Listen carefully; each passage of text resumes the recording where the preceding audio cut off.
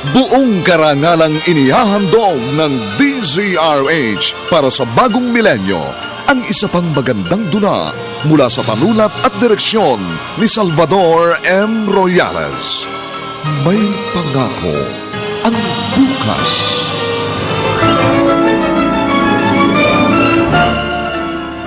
Mga wala silang puso! Malibang ipaglaban ng pagmamahal, hindi ba tayo pwedeng magsama at maging masaya?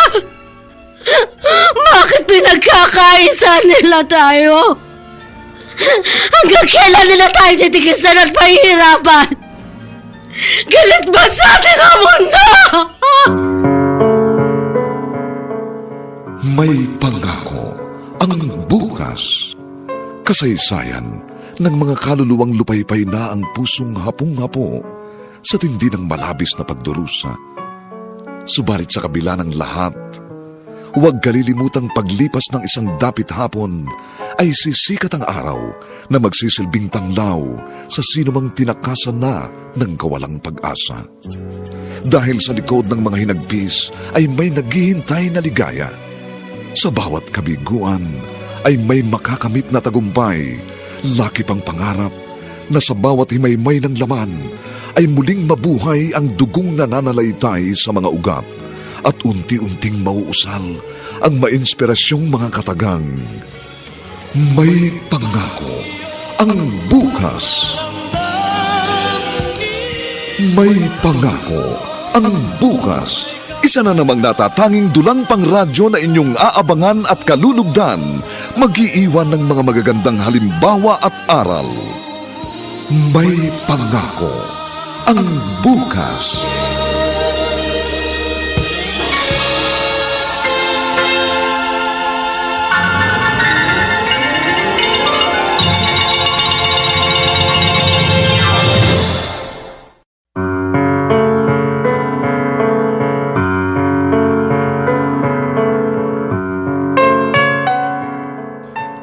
Magandang araw na muli sa inyong lahat, mga giliw naming tagapakinig.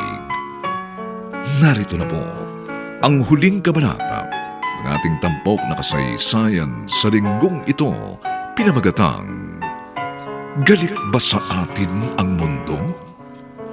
Dito pa rin sa ating natatanging dulang, May Pangako ang bukas.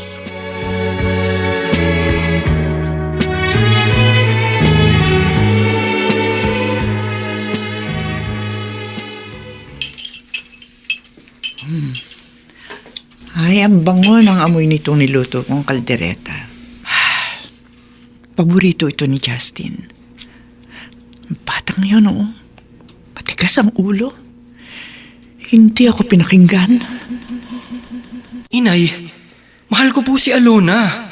Ang gusto ko lang, huwag ka muna maging seryoso. Ang gusto mo, magsama na kayo eh. Ayokong magkahiwalay pa kami. Sa amoy na magitan na sa amin. Hindi ako nagkulang na paalala sa'yo, Justin. Hindi kita pinipigilang magmahal, pero hindi ganito. Masyado ka nagmadali. Hindi na po siya pwedeng umuwi sa lolo niya. Ayaw na po siyang tanggapin. At hindi rin siya pwede rito sa bahay natin. Gusto niyong pabayaan ko siya? Justin, mga bata pa kayo. Anong buhay ang ibibigay mo sa kanya? Wala ka pang trabaho. Hindi ako papayag sa gusto niyo, Inay. Magsasama kami ni Alona at hindi niyo ako mapipigilan. Sige! Sundin mo ang katigasan ng ulo mo. Pero huwag ka lalapit sa akin para humingi ng tulong. Mag-iisang buwan na rin mula nang umalis si Justin. Kasama si Alona. Alam ko ang hirap na dinaranas nila. Pero dapat nilang maunawaan ang buhay na kanilang pinili.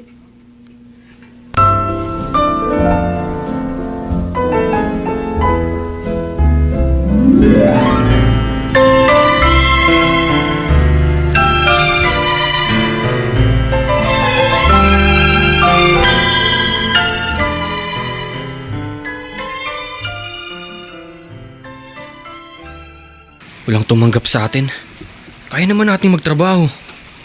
Lagi nilang sinasabi, minor de edad pa tayo. Wala pa sa legal na edad para magtrabaho. Kaya, mga lakal na lang tayo.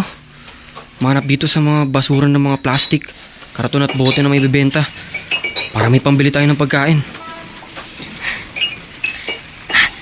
Ito, Justin! Jackpot! May mga plastic at karton dito. Oo nga no. Ilagay mo rito sa dalawang sako. Swerte! Meron ding tirang pagkain. Mukhang hindi pa sira. Tignan mo. Oo nga. Jackpot nga. May pagkain na tayo. Justin, si Rogie, kaibigan mo, palapit sa atin. Halika na, Alona. Umalis na tayo rito. Justin! Alona! Sandali! Huwag kayong umalis! Pero... Halika na.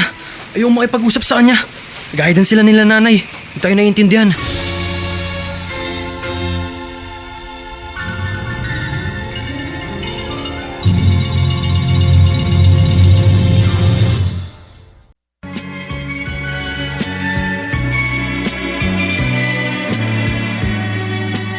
At ngayon, balikan natin ang tampok na kasaysayan sa ating dulang.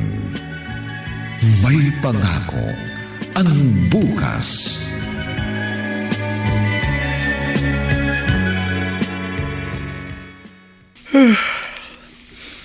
Inaantok na tuloy ako. Nabusog ka ba sa kinain natin? Oo, Lona. Buti na lang hindi pa sira yung nakita nating pagkain sa basurahan. Oo nga. Nakalibre tayo ng pananghalian. Yung pinagbilhan natin ng kalakal. Pambili na natin yun ng hapunan. Bukas, aagahan na lang natin ang mga lakal ha.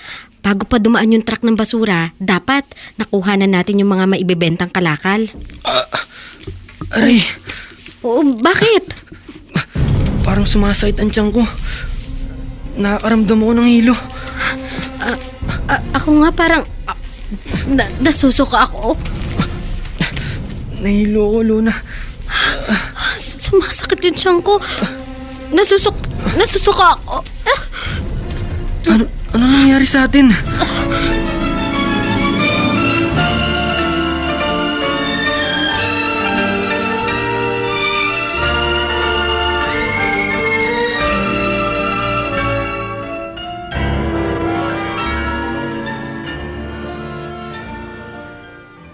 Sino bang hinahanap mo, Iha?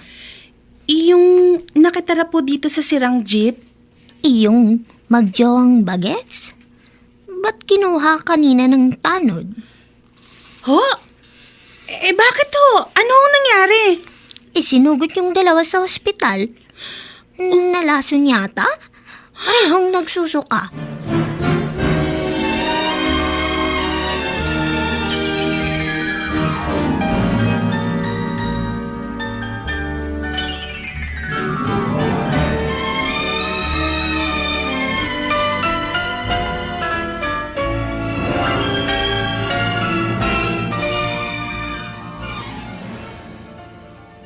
Inay, anong ginagawa niyo rito? Binibisita ko kayo. Si Alona. Ayun, nasa kabilang kama. Natutulog. Ligtas na kayo, Dang. Yes. Di namin alam kung ano bang nangyari sa amin. Kung bakit nagsusuka kami at sumakit ang tiyan. Nakaramdam din kami ng matinding pagkahilo. Nalasong kayo. Lason? Oo, Justin. Siguro dahil sa nakain nyo. Saan ba galing yun? Sa basurahan. Napulot lang namin ni Alona. Doon kayo kumukuha ng makakain? Nangangalakal po kami, Inay. Minsan nakakapulot ng pagkain. Wala kasing tumanggap sa amin ng para magtrabaho. Ayaw nila kaming pagkatiwalaan. Kaya nangangalakal na lang kami ng basura. Hindi naman dapat umaabot sa ganito, anak. Pero ayaw niyo ng desisyon ko, Nay. Minsan, nakakapulot ng pagkain. Wala kasing tumanggap sa amin ng para magtrabaho. Ayaw nila kaming pagkatiwalaan. Kaya nangangalakal na lang kami ng basura. Hindi naman dapat umaabot sa ganito, anak. Pero ayaw niyo ng desisyon ko, Nay. Minsan, nakakapulot ng pagkain. tinikis niyo ako. Dahil ayaw niyo kay Alona. Hindi. Hindi, anak. Hindi dahil ayoko kay Alona. Kundi dahil ayoko pang magsama kayo. Pareho pa kayong wala sa tamang edad. At hindi sapat na nagmamahalan lamang kayo. Dahil hindi lang puro pagmamahal ang buhay. Pero ayaw kong magkahiwalay kami. Alam ko yun. Pwede naman kayo maghintay. Kaya lang hindi ganun ang ginawa nyo. Nagmadali kayo. Pinairal nyo ang katigasan ng ulo. At sinunod ang inyong kapusukan. Alam ko nasaktan kita nang sabihin kong hindi kayo maaaring tumuloy sa bahay. Pero masakit din na mas pinili mo si Alona kaysa sa akin. Ang totoo, parang dinudurog ang puso ko nang tikising kita. Dahil alam kong pagdurusa at hirap ang ibubunga noon sa buhay mo. Pero kahit masakit sa akin yun, kinaya ko. Kapag nababalitaan ko yung dinaranas nyo, parang hinihiwa ang puso ko. Kailangan kong gawin yun. Antikising ka para maunawaan mo ang buhay, anak. Kung anong mali sa naging desisyon nyo, at alam ko sa maikling panahon na lumipas na magkasama kayo ni Alona. Marami kayo naranasan at naunawaan. Oo, Inay. Nakita ko kung gaano kahirap. Kung ano ang pakiramdam ng walang makain at walang matatakbuhan. Dahil kahit sarili ko, hindi ko kayang tulungan. Kapos ako sa lahat. Lalo na sa kaalaman, sa kakayahan. Kaya sana, huwag mong isipin na pinabayaan kita, anak. Dahil hindi yun ang aking intensyon. Ang gusto ko matuto ka. Kayo ni Alona. At maintindihan nyo na hindi madali ang bumuo ng pamilya. Mahirap lumaban sa hamon ng buhay nang walang sapat na kakayahan at kulang sa maraming bagay. At yun ang nais kong ipaintindi sa iyo.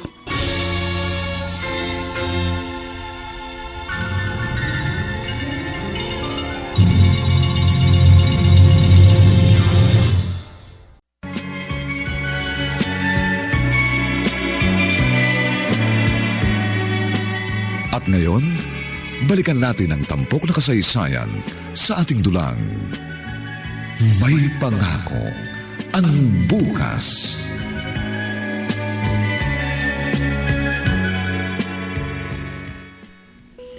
Salamat po sa pagbisita niyo, Lolo Pidyong. Kumusta ka na, Apo? Okay na po yung pakiramdam ko. Sinabi sa akin ng kaibigan mong nangyari. Lolo, patawarin niyo po ako. Kasalanan ko po kung bakit umabot sa ganito. Apo, patawarin mo rin sana ako. Dahil tinikis kita. Wala po kayong dapat ipaliwanag, Lolo. Kanina po, narito ang nanay ni Justin. Narinig ko po ang mga sinabi niya. At alam ko pong ganun din ang gusto niyong mangyari. Ang maunawaan ko itong pinasok namin. At hindi po pala yun madali. Makakalabas na kayo ni Alona ng ospital. Salamat po, Inay. Anak, ayoko makaranas pa kayo ng hirap at patuloy na magtiis. Papayag na po ba kayong bumalik ako sa bahay? Oo, pero meron sana ako ipapakiusap. Alam ko na po yun. Gusto niyo pong maghiwalay muna kami ni Alona. dahil hindi pa namin kayang bumuo ng pamilya. Marami pang pwedeng pagdaanan ang inyong relasyon. Nagsisimula pa lamang kayo, Justin. Pero hindi ako tumututol sa pagmamahalan nyo. Ang gusto ko lang na maging handa kayo sa buhay. Pumapayag na po ako, Inay. At alam kong ganoon din po si Alona. Ayoko rin pong maghirap ang magiging anak namin. Hindi ko siya mabibigyan ng maayos na buhay kung ganito ang sitwasyon namin. Tama yun, anak. Tama yun. At ganon din si Alona. Kailangan makapagtapos siya ng pag-aaral para sa pamilyang gusto niyong buuin.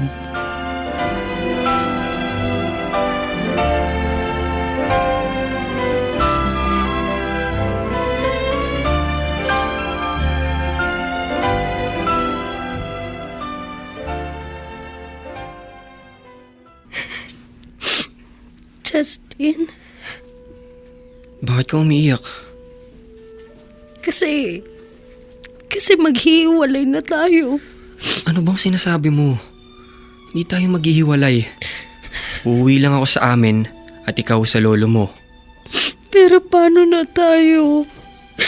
Eh di tayo pa rin. Wala namang magbabago. Hindi mo ko ipagpapalit?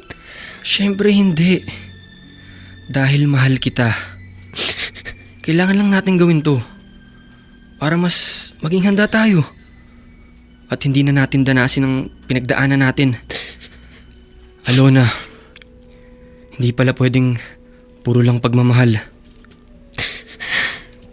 Tama ka.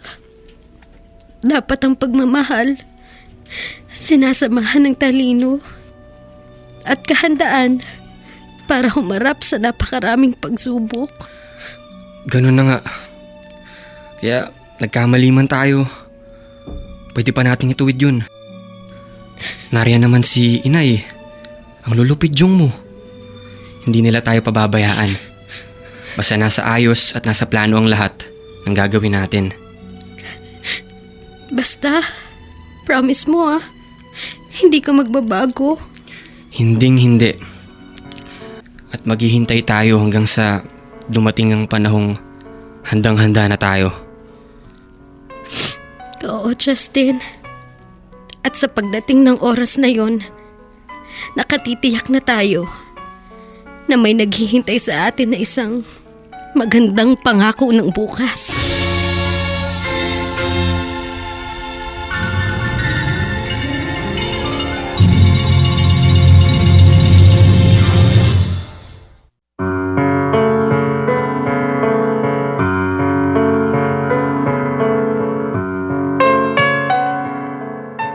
Sumainyo mga kaibigan, ang aming itinampok na kasaysayang alam po naming inyong kinalugdan at kinapulutan ng magandang aral sa buhay.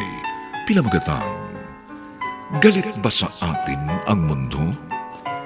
Samantala, ang mga bituin ng radyo na nagbigay buhay sa ating pagtatanghal ay sina Ian Miranda, Susan Robles, Phil Cruz, Jenaline de la Cruz, Jerry Mutia, at si Lala Banderas ng Yes the Best sa papel na Alona. Dinapatan ng tunog ni Bernie Bascal. Sa musika ni Buboy Salong.